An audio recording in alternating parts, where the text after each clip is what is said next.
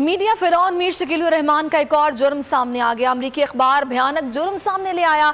अमरीका में पाकिस्तानी खातून मुलाजमा ने शकीलुर रहमान के करीबी रिश्तेदार पर मुलाजमत के दौरान तशद्दुद का इल्ज़ाम आयद कर दिया। कहा, इन्हें मीर शकीलुर रहमान ने घरेलू मुलाजमा के तौर पर अमरीका भेजा, लेकिन मेरे साथ जालिमाना सलूक किया गया, मुझे तनख्वाह भी नहीं दी जाती थी।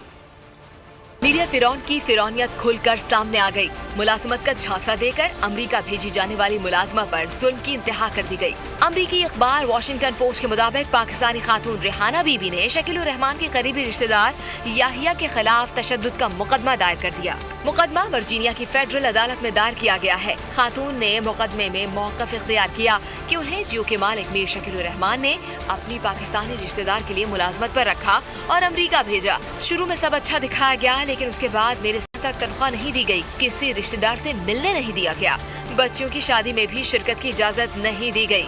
रेहाना का कहना था कि 2013 से अब तक मुझे सिर्फ $25,000 तनख्वाह दी गई है। मुझे स्टोर रूम में रखा गया जहां लाल बेग और कीड़े मकोड़े थे। याहिया ने इल्जामात को मानने से इनकार कर दिया।